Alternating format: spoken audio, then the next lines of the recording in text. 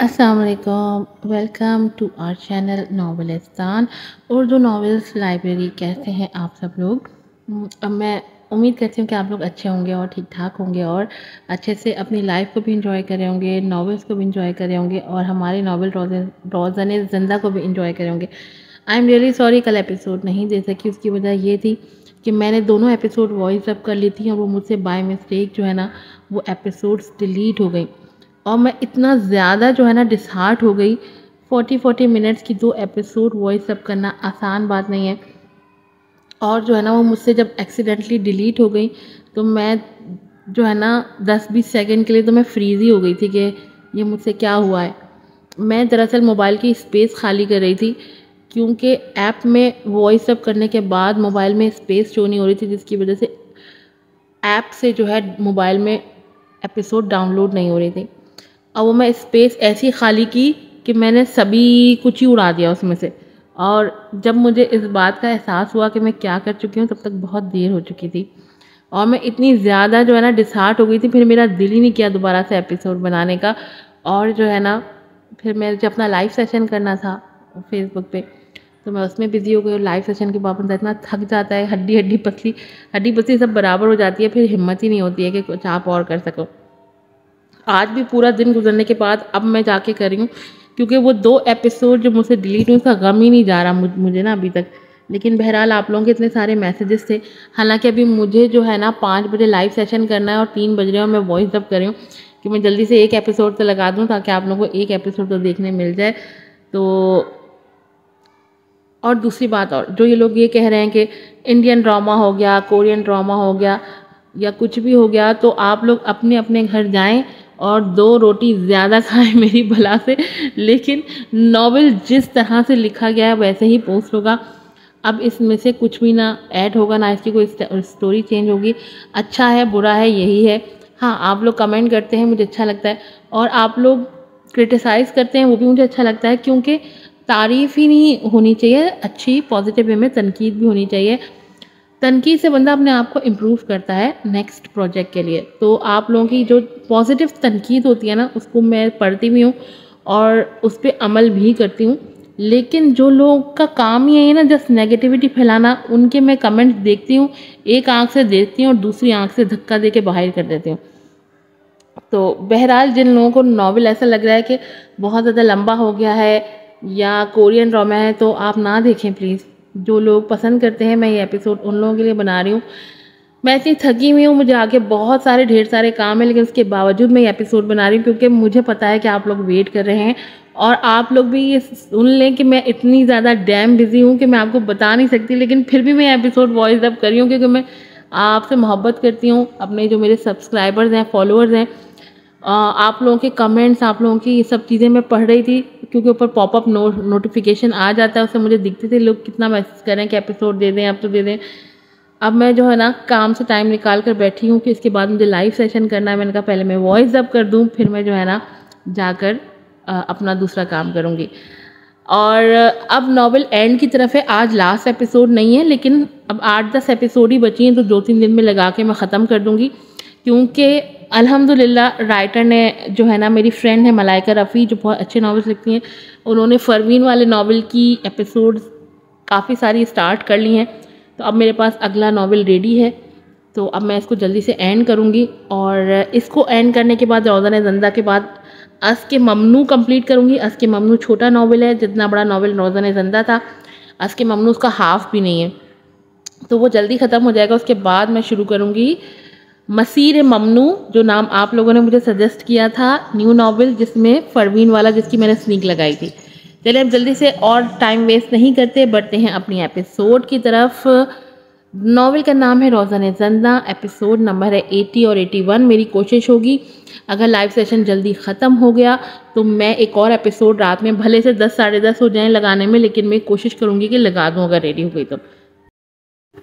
دوپہر کے کھانے کے بعد جب صبرین زنانہ واش روم سے باہر آئی تو فرید لاشاری اس کے سامنے آ گیا، جو مردانہ واش روم سے باہر نکل رہا تھا۔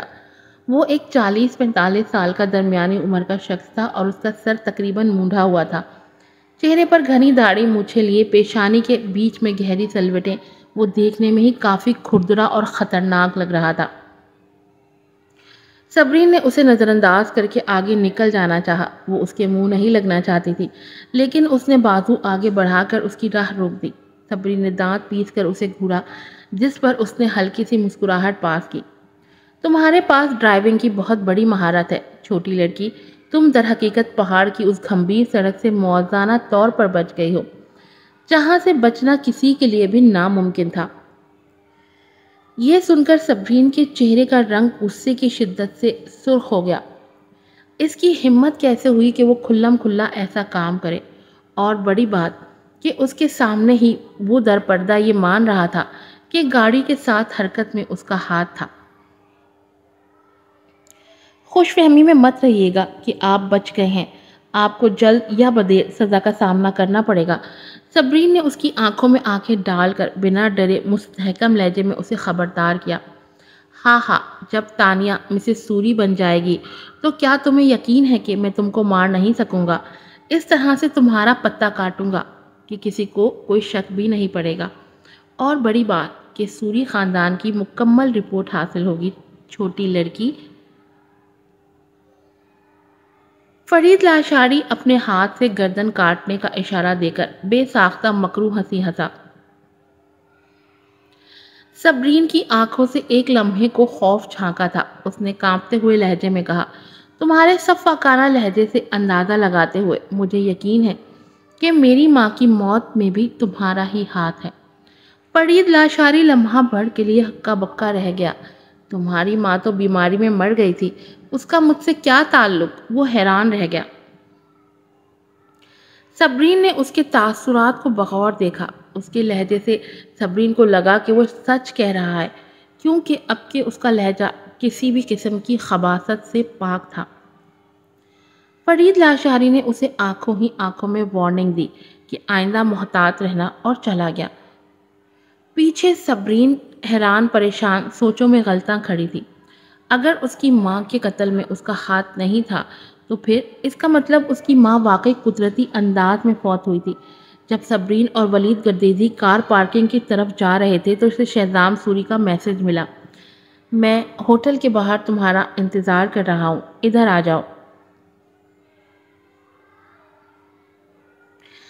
صبرین کی برداشت کی حد اب یہاں آ کر ختم ہو چکی تھی۔ غصے سے اس کا سر جیسے آگ کی طرح جلنے لگا۔ یہ شہزام اتنا بے شرم کیسے ہو سکتا ہے؟ آخر کس حیثیت سے وہ اسے پاس بلا رہا ہے؟ کس حق سے وہ اس کو حکم دے رہا ہے؟ اس نے غصے میں میسج ہی ڈیلیٹ کر دیا۔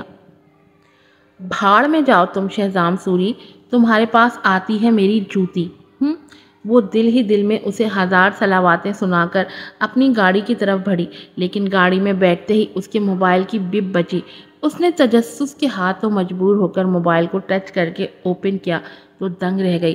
اس کے وجود میں شرارے سے پھوٹنے لگے، دل سکڑ کر سمٹا۔ خوف سے اس نے آنکھیں میچ لیں۔ موبائل پر گرفت سخت ہو گئی تھی۔ یہ اس کی بار والی ویڈیو تھی جس میں وہ نازیبا کپڑے پہنے نشے میں دھت ناچ رہی تھی، جھوم رہی تھی۔ یہ دیکھ کر شرم سے اس نے موبائل آف کر کے گردن جھکا دی۔ ولید اس وقت گاڑی میں آ کر بیٹھا تھا اور اسے خاموش دیکھ کر نہ سمجھی سے اسے دیکھنے لگا، جو بالکل ساکت بیٹھی تھی جیسے پتھر کی بن گئی ہو۔ کیا ہوا؟ ولید نے اسے گمسم دیکھ کر پوچھا۔ مجھے یاد آیا ہے کہ مجھے دادی سے ملنا ہے، کچھ کام تھا، انہوں نے تاکید کی تھی کہ فنکشن ختم ہونے کے بعد ان سے ملوں۔ وہ کچھ ہچکچا کر بولی، اس کو مجھے گھر بھیجنے کی ضرورت نہیں ہے، میں خود سے چلی جاؤں گی۔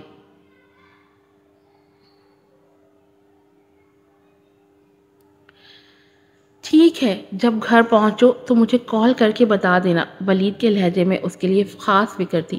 وہ اسبات میں سر ہلا کر کار سے اتر گئی۔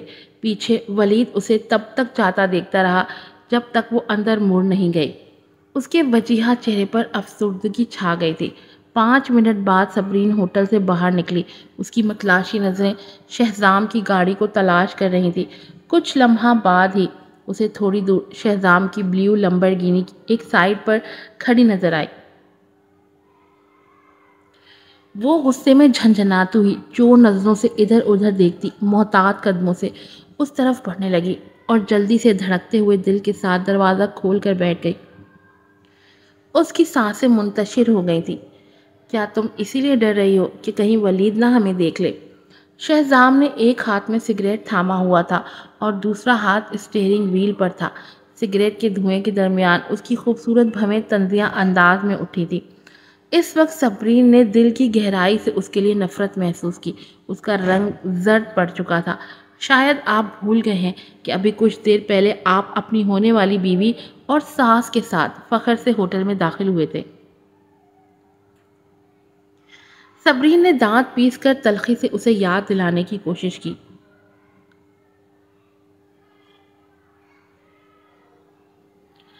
اب ہر ایک کو یہ معلوم ہو چکا ہے کہ آپ تانیہ لاشاری کے مرد ہو۔ اگر مجھے یہاں آپ کے ساتھ کار میں بیٹھے کسی کی نظر پڑ گئی تو ہر ایک یہی سمجھے گا نا کہ میں آپ کو بہکا رہی ہوں۔ اس کے لہجے میں غصہ تھا۔ اوہ، کیا تم جیلسی محسوس کر رہی ہو؟ شہزام نے ایک ابرو اٹھا کر گھمبیر لہجے میں کہہ کر اس کے چہرے پر اپنی گہری نظریں گاڑ دیں۔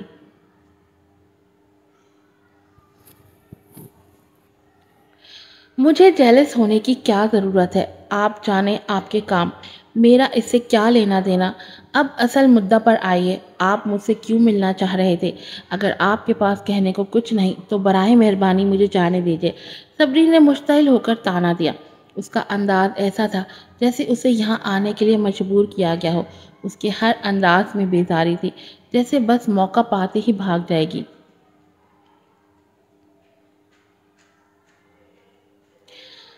شہزام ان گزرے دنوں میں مسلسل ذہنی انتشار کا شکار رہا تھا۔ اس وقت اس کے اندر کی جھنجھلاہٹ اس قدر بڑی جیسے کوئی لاوا سا ابل پڑا ہو۔ اس نے جھپٹ کر اس کی کلائی کو اپنی مضبوط مردانہ سخت گرفت میں جکڑ کر اسے آگے کھینچا۔ ولید سے ملنے کے بعد لگتا ہے تم مجھے دیکھنا بھی نہیں چاہتی۔ صبرین، اگر تمہارا رویہ ایسا ہی رہا تو یاد رکھنا مجھے تم دونوں کو اس شہر سے ہی نہیں بلکہ ملک سے نکالنے میں ایک لمحہ بھی نہیں لگے گا۔ اس کے منہ سے غراہٹ سی نکلی تھی جیسے کوئی شیر غرایا ہو۔ صبرین دہل گئی۔ بس صبرین یہ سب سن سن کر کانوں تک بھر چکی تھی۔ اس کی دھمکی پر بے اختیار چیخ کر اپنی کلائی جھٹکے سے اس کی گرفت سے کھینچی۔ کب سے تم میری مسلسل بے عزتی کیے جا رہے ہو شہزام سوری؟ وہاں ہوٹل میں سب کے سامنے میری بے عزتی کی۔ اتنی بے عزتی کافی نہیں تھی کیا، یا تم چاہتے ہو میں خود کو مار دوں؟ تم تبھی رکو گے۔ اس کی آنکھیں بے عزتی کے احساس سے سرخ ہو گئیں۔ کیا تم واقعی خود کو مار سکتی ہو؟ ہاں، تم جیسی عورت کیا واقعی میں خود کو مار سکتی ہے؟ شہزام نے طنز سے کہا۔ اس کے پتلے ہونٹوں سے نکلے یہ الفاظ پہلے سے کافی شفاف تھے، جیسے وہ اس پر ہنس رہا ہو کہ میں اس جیسی کمزور کردار کی عورت میں اتنی ہمت نہیں ہو سکتی کہ خود کو اپنے ہاتھوں سے مار دے۔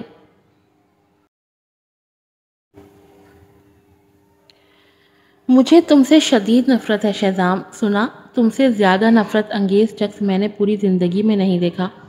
نفرت ہے مجھے تم سے، تمہارے چہرے سے سخت نفرت۔ صبرین کی نگاہوں میں آزردگی اتر آئی۔ اس کے لہجے میں انتہا کی نفرت تھی۔ تمہاری اتنی ہمت کہ مجھے ایسا بولو؟ پھر سے کہنا۔ شہزام نے یکدم طیش میں آ کر اس کے گلے کو اپنے ایک ہاتھ کی گرفت میں جکڑا۔ اس کا چہرہ اشتعال سے سرخ پڑ گیا تھا۔ کیوں؟ کیا میں غلط کہہ رہی ہوں؟ تم تانیہ جیسی عورت کو پسند کرتے ہو، تم اندھے ہو، کیا نہیں ہو؟ صبرین نے اپنا گلا چھڑانے کے لیے اس کے ہاتھ پر اپنے دونوں ہاتھ رکھ کر خود کو چھڑانے کی کوشش کرتے گرجی۔ کیا تم کو نہیں معلوم کہ ان لوگوں نے میرے ساتھ کیا سلوک کیا؟ مجھے مارنے کی کوشش کی، میرے وقار کو کچلنے کی کوشش کی۔ اس کے باوجود بھی تم ان کے ساتھ کندھا ملا کر کھڑے رہے۔ اس طرح سے تم نے ثابت کر دیا شہزام سوری کہ تم نہ صرف ان کی مدد کر رہے ہو بلکہ ان کی حوصلہ افزائی بھی کر رہے ہو۔ جب جب بھی مجھے یہ یاد آتا ہے کہ تم جیسے شخص سے مجھے کبھی محبت ہوئی تھی، مجھے خود سے نفرت ہو رہی ہے۔ ہاں ہاں، ہاں ہاں، تم اور مجھ سے محبت کرو، ہاں ہاں، دونوں متضاد چیزیں ہیں۔ شہزام نے حیرت سے کہا لگاتے ہوئے ایسے ظاہر کیا جیسے کوئی لطیفہ سن لیا ہو۔ صبرین اس قدر تصحیق پر حیرت سے گنگ ہو گئی تھی۔ صبرین یزدانی، تم اس طرح مجھے بالکل بھی متاثر نہیں کر سکتی۔ میں اچھی طرح جانتا ہوں کہ تمہارے اس دماغ میں کیا چل رہا ہے۔ شہزام نے اس کے گلے کو بالکل بھی آزاد نہیں کیا تھا۔ صبرین قدرے پیچھے سیٹ سے لگی ہوئی تھی۔ شہزام اس کے اوپر جھکا ہوا انگارے بھری نظروں سے اسے گھور رہا تھا۔ جب تک میں زندہ ہوں تم ان کو شکست نہیں دے سکتی، نہ ہی عظیم لاشاری اور رضیہ آنٹی کے درمیان طلاق ہو سکتی ہے۔ میں مکمل ان کا دفاع کروں گا۔ اس نے دانت پیس کر صبرین کی براؤن آنکھوں میں اپنی کالی گہری آنکھیں گاڑ دیں۔ اس کی آنکھوں میں ایک عجیب سی چمک تھی۔ صبرین نے اسے قتل کر دینے والی نگاہوں سے گھورا۔ شدید غصے سے اس کے سینے میں آتش فشاں سے اٹھ رہے تھے۔ جب تک میں کسی دوسری عورت کو پریگننٹ نہیں کرتا، تانیہ لاشاری سے چھٹکارا حاصل نہیں کر سکتا۔ شہزام نے اسے عجیب سی نظروں سے گھورتے کہا، پھر اس کے گلے سے ہاتھ اٹھا لیا اور سیدھا ہو کر بیٹھ گیا۔ صبرین عجیب سی کیفیت سے دوچار ہو چکی تھی۔ شہزام کے الفاظ اسے بری طرح چبھے تھے، جبکہ وہ کہہ رہی تھی اس سے نفرت کرتی ہے، لیکن دل کا ایک حصہ شہزام کے الفاظ پر تڑپ اٹھا تھا۔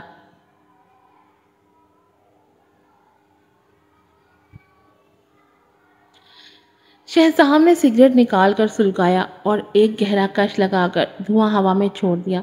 کار میں سگریٹ کا دھواں اور بو پھیل چکی تھی۔ صبرین کو سخت الجھن ہونے لگی۔ کیا شہزام نے اسے جان بچانے کا آخری موقع دیا تھا؟ اسے بالکل بھی سمجھ میں نہیں آیا۔ وہ تذبذب میں پڑ چکی تھی۔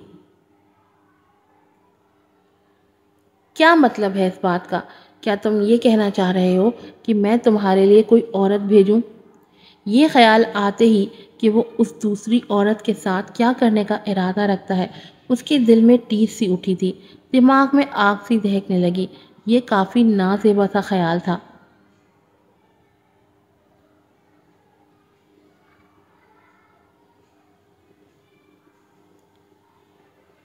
میں سمجھ گئی۔ کیا اب میں جا سکتی ہوں؟ آخر صبرین نے جان چھڑانی چاہی۔ کیا؟ حیرت سے گنگ ہو کر شہزام یکدم صبرین کی طرف پلٹا۔ صبرین یزدانی، تم کو انسانوں کی زبان سمجھ میں نہیں آتی؟ اس کا طنزیہ انداز دیکھ کر اس کا خون ابلنے لگا۔ سمجھ میں آتی ہے، صبرین نے تلخ مسکراہٹ دی۔ ایسی صورت میں تو اسے بھی شہزام سے نہیں ملنا چاہیے۔ شہزام کے پاس جیسے کوئی الف لفظ ہی نہیں بچا تھا۔ یہ عورت پہلے کافی ذہین ہوتی تھی، لیکن آج اس جیسا کن ذہن اس نے کوئی نہیں دیکھا تھا۔ بے اختیار لب بھینچ کر ایکسیلیٹر پر پاؤں کا دباؤ ڈال کر گاڑی کو فل اسپیڈ میں بھگایا۔ یہ تم کیا کہہ رہے ہو؟ مجھے اترنا ہے۔ روکو، گاڑی روکو شہزام۔ لیکن اس کے چیخنے چلانے پر بھی شہزام کے کان پر جوں تک نہ رینگی۔ بنا اس کے چلانے کی پرواہ کیے گاڑی دوڑاتا رہا۔ کار سیدھی جا کر ایک جھٹکے کے ساتھ شہزام کے فلیٹ کے پارکنگ لاٹ میں رکی۔ صبرین اس کے چہرے کے تاثرات دیکھ کر دہل کر رہ گئی۔ شہزام اس کی طرف کا دروازہ کھول کر اسے بازو سے کھینچتا ہوا سیڑھیاں چڑھتا فلیٹ کے اندر جا کے صوفے پر دھکیل دیا۔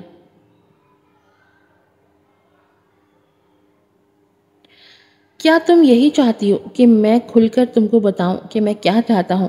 درست لہجے میں کہتا وہ اسے کوئی اور ہی شہزام لگا۔ میں چاہتا ہوں تم ولید سے رشتہ ختم کرو۔ تمہیں میرے بچے کی ماں بننا ہے۔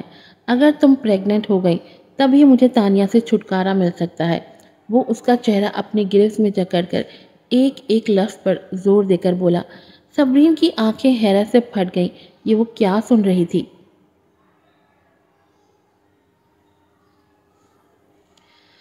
وہ ایسے بدھ بن گئی تھی جیسے اسے بجلی کا کرنٹ مارا گیا ہو۔ وہ کافی دیر تک وہیں صوفے پر ایک ہی جگہ منجمد سی رہ گئی تھی، پتھر کی طرح ساکت۔ یہ میری برداشت کی حد ہے اور تمہارے لیے آخری موقع بھی۔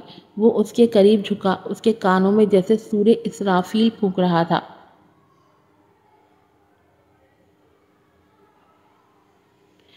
صبرین کرنٹ کھا کر پیچھے ہوئی۔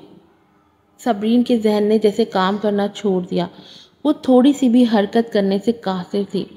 وہ اس کے اس غلیظ مقصد کے آگے اپنا سر نہ اٹھا سکی۔ یہ وہی تھا جو اس کو غلیظ کہہ کر اس کے کردار کی دھجیاں بکھیر چکا تھا۔ وہی تھا جس نے اسے غلاظت سے بھرا ہوا کہہ کر اسے اپنی زندگی سے باہر کر دیا، اور اب وہ اسے اپنے ایک غلیظ مقصد کے لیے استعمال کرنا چاہ رہا تھا۔ کیا وہ اتنی ہی کمتر تھی؟ کیا وہ کوئی کھلونا تھی یا اس کی رکھیل تھی؟ جسے وہ جب چاہتا استعمال کرتا اور جب چاہتا زندگی سے نکال کر دور پھینک دیتا۔ کیا صبرین کی اپنی کوئی سیلف ریسپیکٹ نہیں تھی؟ کیا اس کے دل میں صبرین کی تھوڑی سی بھی عزت نہیں تھی؟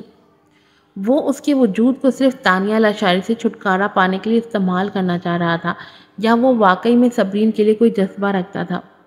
اسے گمسم سا دیکھ کر شہزام نے اسے اٹھایا۔ وہ بالکل ساکت تھی اور اس کے تاثرات کی پرواہ کیے بغیر اسے اٹھائے بیڈ روم میں لایا۔ صبرین کی آنکھیں ساکت تھیں، جیسے وہ ڈمی بن گئی ہو، بنا کسی احساسات کے ایک ڈمی۔ شہزام اس کے چہرے پر جھکا۔ وہ اچانک ہی حواسوں میں واپس آئی۔ نہیں، میں یہ نہیں کر سکتی، میرے ساتھ ایسا مت کرو پلیز شہزام۔ صبرین نے کپکپاتے ہوئے کانپتے ہوئے ہاتھوں سے اسے خود سے دور کرنے کی کوشش کی۔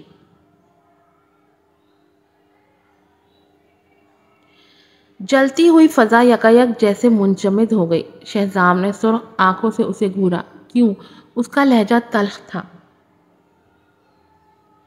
صبرین کے دل میں درد سا ہوا اور اس نے نظریں ہٹا لیں۔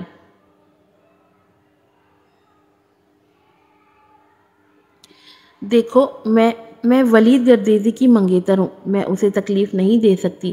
اگرچہ میں تانیہ لاشاری سے بدلہ لینا چاہتی ہوں، لیکن میں بدلہ لینے کے لیے آلہ نہیں بننا چاہتی، اس نے کانپتے ہوئے کہا۔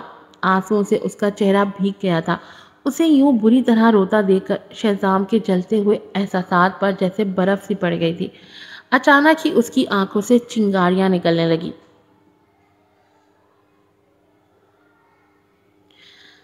ابھی کے ابھی دفع ہو جاؤ۔ اچانک ہی وہ اس پر سے اٹھا، اسے بھی کھینچ کر اٹھایا اور دروازے تک کھینچتا ہوا باہر لایا۔ یہ بات یاد رکھنا کہ یہ تمہارے لیے بدلہ لینے کا آخری موقع تھا اور جلد ہی تم پچھتاؤ گی۔ تم نے یہ قیمتی موقع اپنی بے وقوفی سے گنوا دیا۔ اب میری بلا سے بھاڑ میں جاؤ تم۔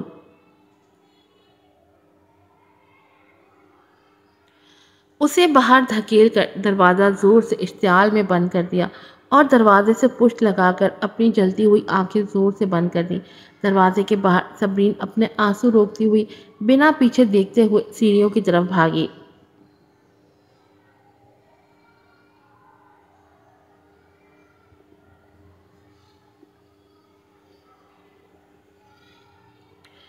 وہ روئی ہوئی آنکھوں سے جب لاشاری ولا پہنچی تو اس کی حیرت کی انتہا نہیں رہی۔ اس کا سب سامان، کپڑے، جوتے، فائل سب لان میں ادھر ادھر پھینکی ہوئی تھی۔ صبرین نے حیرت سے یہ سب دیکھا۔ کیا آج کا دن اس کے لیے منحوسیت لایا ہے؟ رضیہ بیگم اور تانیہ لاشاری لاؤنج کے دروازے پر سینے پر ہاتھ باندھے کھڑی تھیں۔ ملازم بیچارے دور کھڑے ان خرافاتی عورتوں کو دیکھ کر صبرین کو ترہم سے دیکھ رہے تھے۔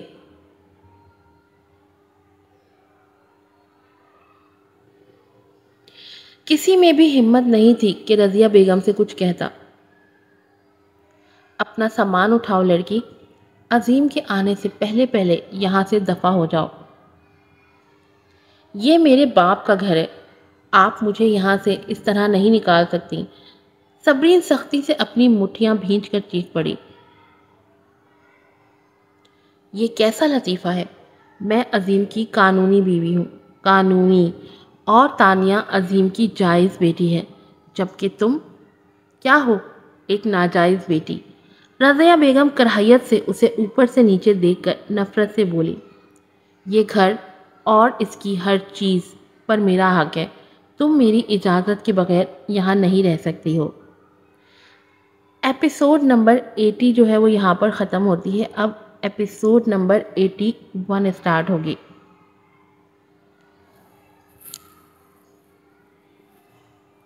ناول کا نام ہے روزن زندہ، ایپیسوڈ نمبر ہے 81 اور رائٹر ہے اس کی رقص بسمل۔ رضیہ بیگم تکبرانہ تاثرات سے بھویں چڑھا کر ناک کی پھونک پھلا کر کھڑی تھی۔ تم کیا سمجھی تھی عظیم مجھے اتنے چھوٹے سے جھگڑے پر آسانی سے طلاق دے سکے گا؟ خواب دیکھتی رہنا۔ صبرین نے لب بھینچ کر اپنے باپ کو کال ملائی۔ کال مل گئی تھی لیکن کوئی جواب نہیں دے رہا تھا۔ وہ حیران پریشان سے پھر کال ملانے لگی۔ انہیں کال کرنے سے فائدہ نہیں ہوگا، وہ اس وقت میرے سسر کے قبضے میں ہے۔ رضیہ بیگم تن سے ہونٹ سکوڑ کر بولی۔ کیا تم اب بھی نہیں دیکھ سکتی کہ تمہیں یہاں سے نکالنے کی اجازت بھی قدرت ڈیڈ نے دی ہے؟ سو اب تو عظیم بھی کچھ نہیں کر سکتا۔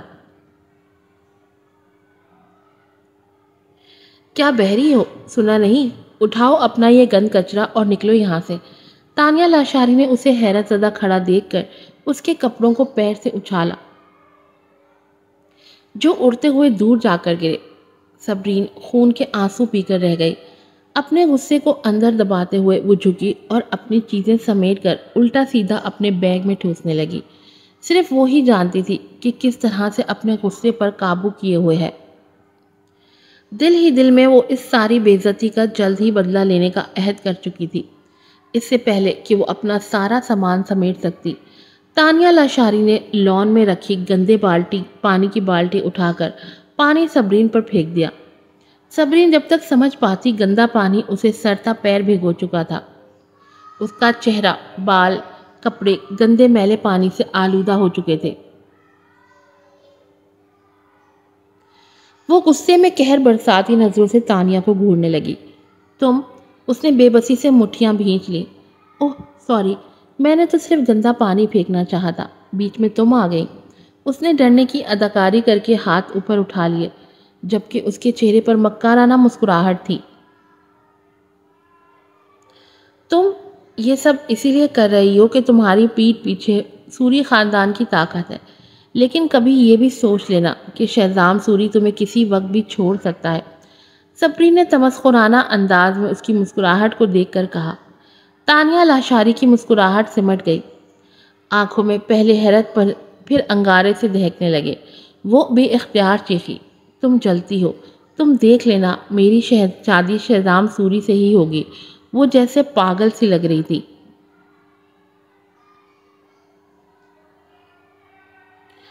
صبرین نے اس کے انداز پر فقط ہلکی سی طنزیہ مسکراہٹ پاس کی۔ دیکھ لیں گے تانیہ جی، یہ کہہ کر ایک جھٹکے سے اپنا سامان اٹھایا اور باہر نکل گئی۔ پیچھے تانیہ لاشاری پیر پٹک کر رہ گئی، جبکہ رضیہ بیگم کی آنکھوں میں نفرت ہی نفرت تھی۔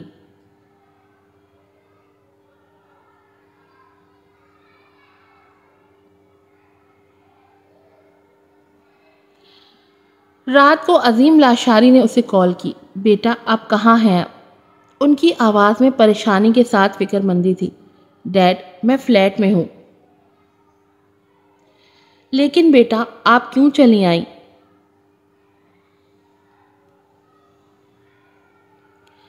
کیا آپ واقعی میں نہیں جانتے کہ مجھے نکال دیا گیا ہے؟ کیا؟ عظیم لاشاری حیرت سے اپنی جگہ سے اٹھ کھڑے ہوئے۔ اس رضیہ بیگم کو تو میں اچھی طرح سبق سکھاتا ہوں، میں آپ کو لینے آ رہا ہوں۔ کوئی ضرورت نہیں ہے ڈیڈ، پلیز، میرا سب سے دور رہنا ہی آپ کے حق اور میرے حق میں بہتر ہے۔ صبرین نے بے بسی سے کہہ کر پلکیں جھپک جھپک کر اپنے آنسو روکنے کی کوشش کی، لیکن اس کی آواز بھرا سی گئی تھی، جس پر عظیم لاشاری سخت دکھی اور شرمندہ سے ہوئے۔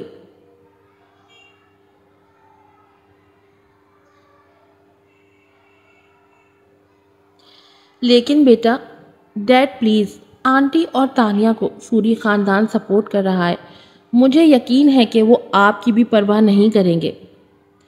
اس سے بڑی بات کہ دادا بھی ان کی سائیڈ لے رہے ہیں۔ اگر میں آپ کے کہنے پر گھر واپس آئی تو مجھے پھر سے دھکے دے کر نکالا جائے گا۔ صبرین نے ان کو جیسے یاد دلایا کہ وہ دادا ابو کے آگے کچھ نہیں کر سکتے۔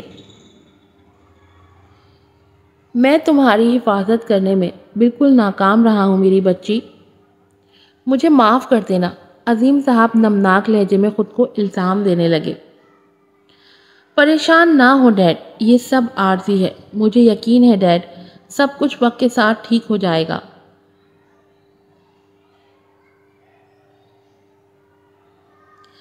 صبرین نے جیسے انہیں جھوٹی تسلی دے کر خود کو بھی مطمئن کیا۔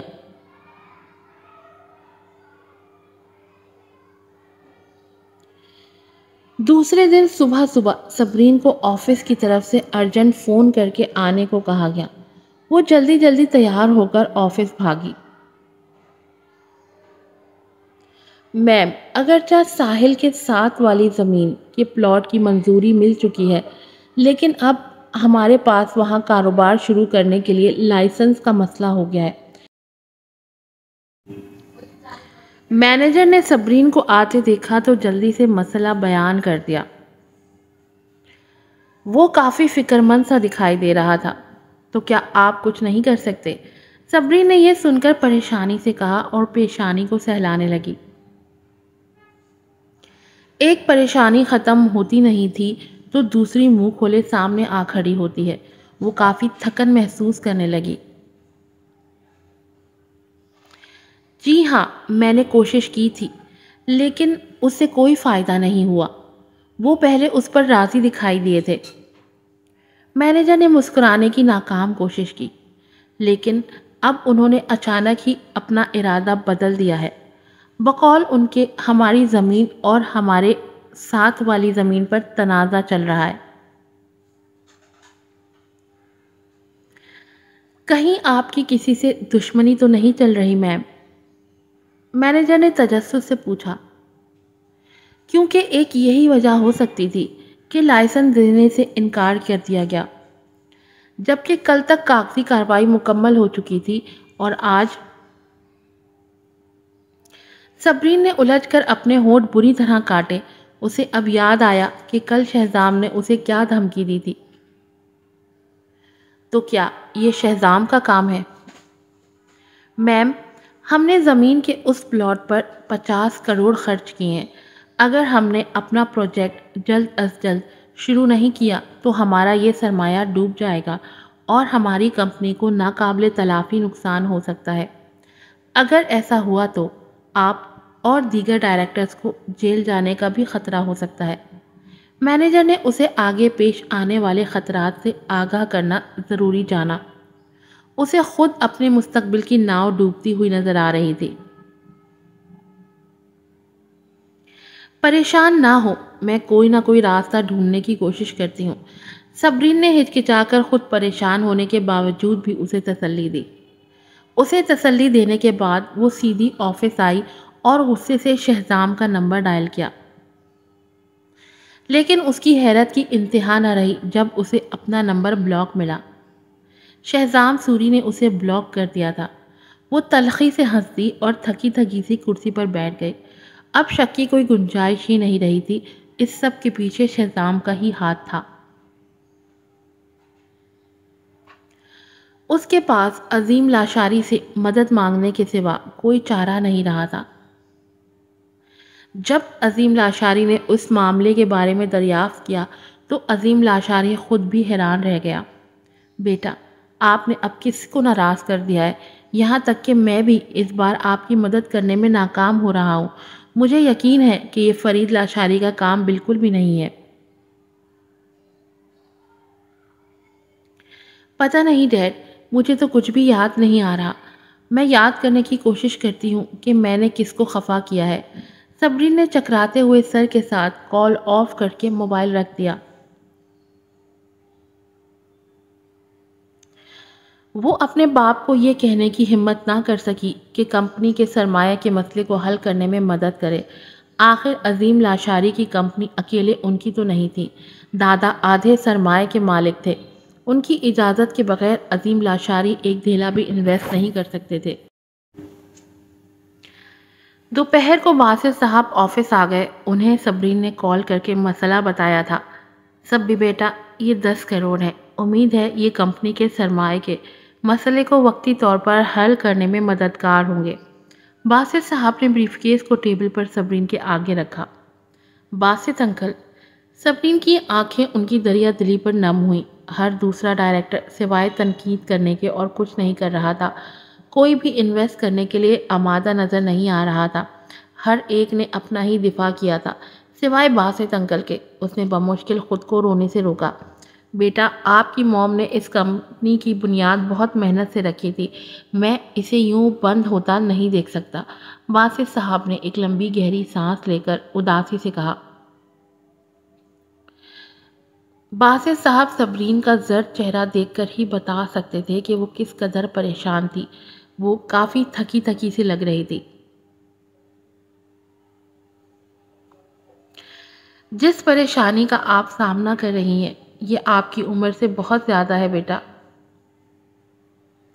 اگر آپ سنبھال نہیں سکتی تو میلبورن واپس چلی جائیں۔ انہوں نے بے بسی سے مشورہ دیا۔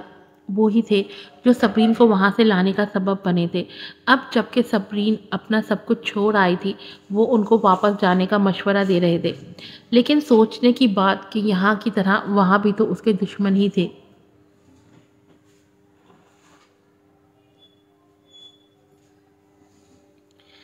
ٹھیک ہے، صبرین نے غائب دماغی سے جواب دیا۔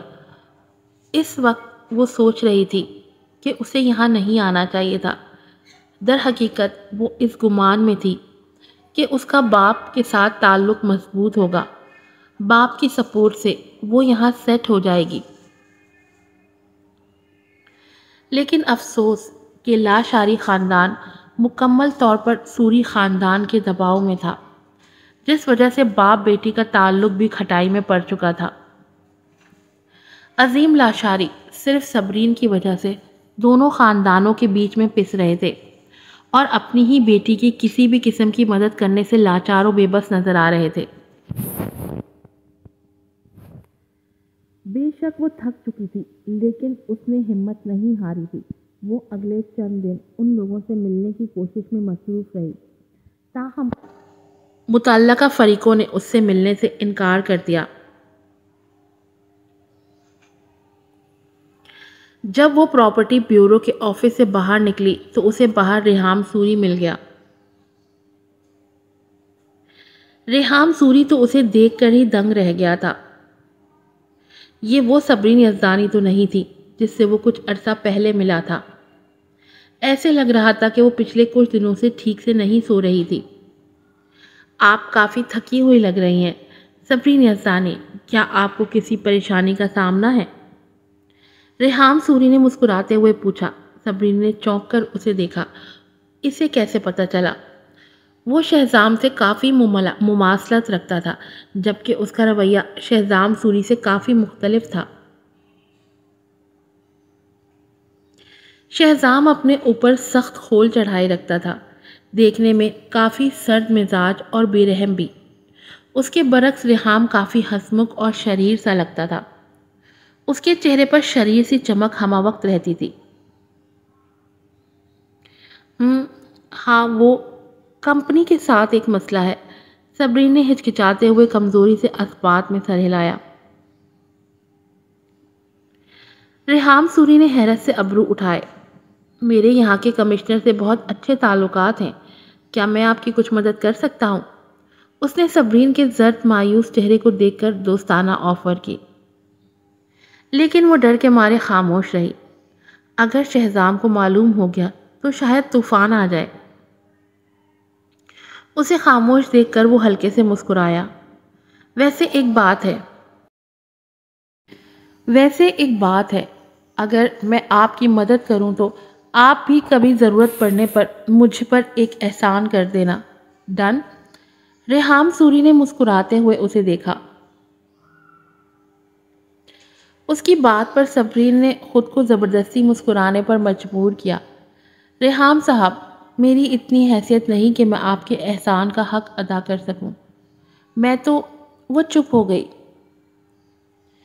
یہ تو ڈیپینڈ کرتا ہے، یہ دیکھتے ہوئے کہ آپ موت کے دہانے پر بھی اپنا حوصلہ برقرار رکھنے کے قابل ہیں، یا ویسے مجھے لگتا ہے کہ آپ وعدہ کر رہی ہیں۔ ریحام سوری نے اچانک اس کی طرف آنکھیں چھوٹی کر کے دیکھا اور مسکرا دیا۔ میں سمجھ سکتا ہوں کہ آپ اس وقت کیسا محسوس کر رہی ہیں مس یزدانی، ہم دونوں کی حالت ایک جیسی ہے۔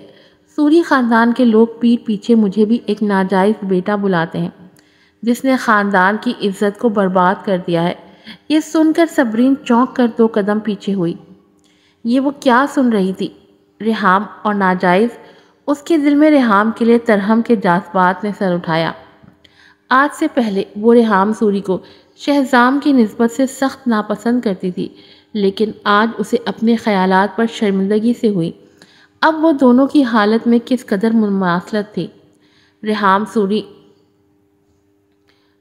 ریحام صاحب، ہماری زندگی میں ہمارا کوئی قصور نہیں، ہم نے اپنا پس منظر خود سلیکٹ نہیں کیا۔ پھر بڑی بات کہ آپ کی زندگی مجھ سے کہیں زیادہ بہتر ہے، آپ کے والدین نے شادی کی ہوئی ہے، آپ اپنے گھر میں رہ رہے ہیں، جبکہ میرا وجود بس ہواؤں کے رحم و کرم پر ہے۔ صبرین کا لہجہ نم ہو گیا۔ اس نے چہرے کا رخ موڑ کر اپنی پلکیں جھپک کر نمی کو اندر کھینچنے کی کوشش کی۔ ریحام سوری نے نظر چرا لی۔ اس کا مقصد صبرین کو اداس کرنا نہیں تھا، لیکن غیر ارادی طور پر وہ یہ کام کر چکا تھا۔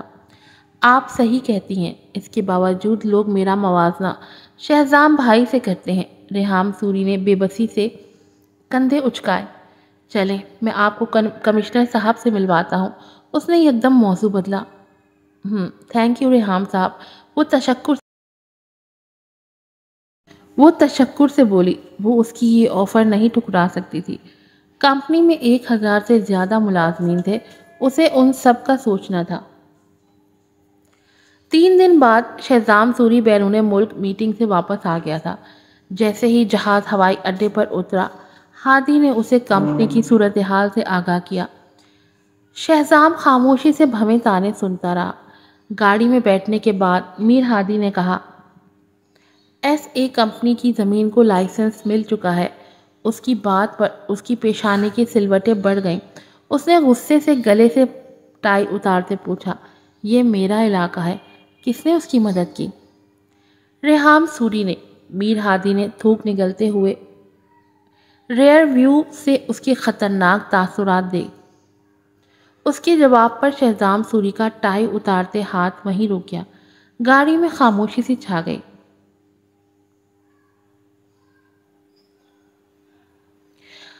ہادی کو اس کی خوفناک خاموشی سے ڈر محسوس ہونے لگا جب اس نے شہزام کو ہونٹ بھینچتے سرخ پڑتے چہرے کو دیکھا۔ آخر یہ ریحام کیا کرنے کا ارادہ رکھتا ہے؟ اس نے دانت پیسے۔ شاید ریحام کو اصل بات پتہ لگ چکی تھی کہ اس کے پیچھے آپ کا ہاتھ ہے۔ میر ہادی نے ہچکچا کر خیال آرائی کی۔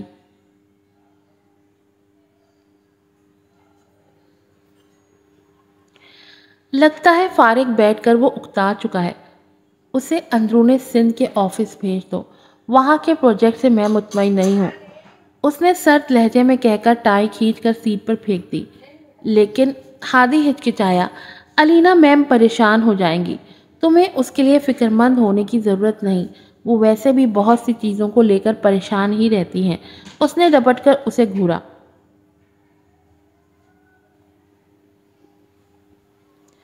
اگر صبرین اس تاثر میں ہے کہ اس طرح سے وہ اپنا مسئلہ حل کر لے گی تو یہ اس کی سب سے بڑی غلط فہمی ثابت ہونے والی ہے۔ اس نے بہت کمزور ہاتھوں کا سہارا لیا ہے، بہت ہی کمزور۔ اس کی آنکھوں کا رنگ گہرا ہو گیا۔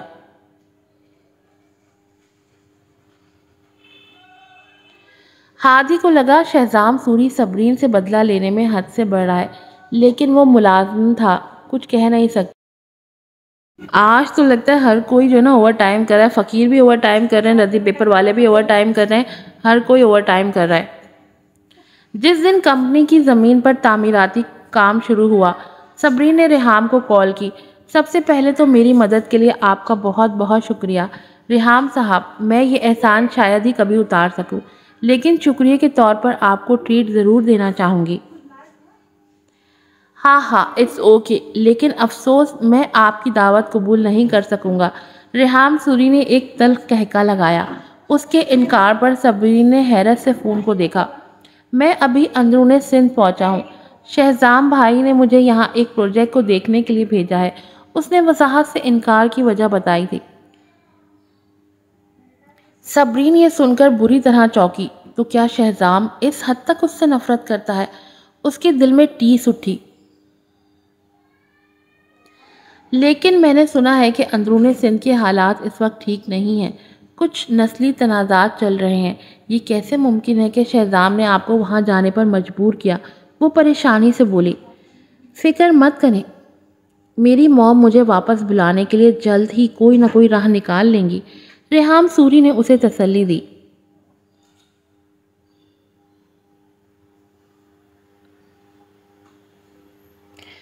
ٹھیک ہے، پھر جب آپ واپس آئیں گے تو میں آپ کو ٹریٹ دوں گی۔ وہ پریشانی کے باوجود بھی مسکرائی۔ دل میں اس کے لیے دعا گو ہوئی۔ آج کی ایپیسوڈ یہیں پہ ختم ہوتی ہے۔ میری خالہ اور امی آ گئی ہیں، آج تو میری شامت ہے۔ اب پتہ نہیں میں دوسری ایپیسوڈ وائس اب کروں گی یا نہیں کر پاؤں گی، یا ڈنڈے کے زور پہ آج امی اور خالہ دوبارہ سے گھر کی صفائی کروائیں گی، مجھے کچھ علم نہیں ہے۔ پھر ملوں گی آپ سے نئی ایپیسوڈ کے ساتھ۔ السلام علیکم۔